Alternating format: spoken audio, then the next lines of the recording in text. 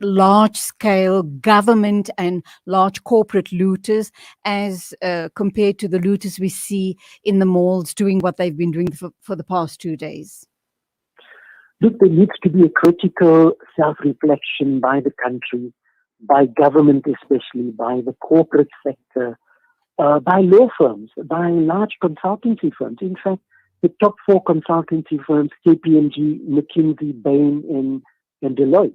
But they also enrich, the consultants are the ones that enrich themselves so much at the cost of us, the taxpayers. Yes. They enable looting and they get big top dollar for the advice on looting. Right, that's where you're going to. This is the narrative, a broader narrative, but it needs a broader panel and how one can unpack the mechanisms to look into the broader issue. Yes, the current looting must be condemned and there must be law and order, no doubt.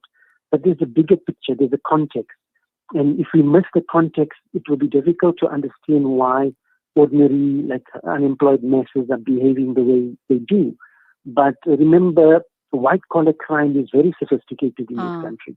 Mm-hmm. And they use computers, and they use consultants, and they use technology, and they use law firms. And that is in the scale of billions and billions per month. So that is why we have inequality, and the system cannot cope, and the system has just burst in the last week. So it is a massive crisis of confidence, crisis of government, crisis of leadership, crisis all around. And I think there needs to be like a CODESA that needs to look at all these components and structures. Okay, that's where we're going to leave it. Do you think that if we are able to, best case scenario, create employment for the unemployed masses, give them obviously decent housing and fill their tummies, do you think, and I'm talking best case scenario, that we'll never ever see a situation like this playing out in the country again? Look, Auntie Julie, it's one component, but remember, at the very center is good governance. So when we talk of good governance, it must apply to one and all, from the ex-president to the current president, to the PPE scandals, to the corporate scandals. If we want to prosecute, we must prosecute one and all. And I think maybe this scenario is that we've seen playing out, is there's a perception that it's only being targeted at one person or one individual, whereas the whole system is corrupt. Absolutely. And I think that is a bigger picture and story to be told. Okay, we'll get you back on air to unpack this even further. But the irony of the whole situation is it's the large corporates, the very same large corporates that are milking the system of billions upon billions of rands, milking the country dry.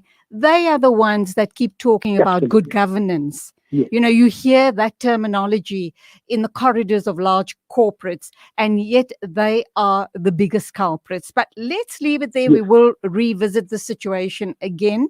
Thank you indeed for being with us on air, and Assalamu alaikum to you. Shukran, Auntie Julie. Assalamu alaikum. All right, I'm just going to wrap up by reading this little message that we got from one of our listeners, and they're saying, we failed. Okay, I've just lost the message. We'll try and get it back tomorrow. It is 1 after 10 o'clock, and I have to now wrap up. My controller is saying to me that I should wrap up the program. I promise you we'll read that message tomorrow as well. Apologies for that. Shukran for being with us on the show today. Please keep safe, both from a COVID-19 point of view and the unrest in the country. Allah be with each and every one of us. Keep well, keep safe, and till tomorrow morning, Assalamu alaikum and Khuda Hafiz. From me, Julie Ali.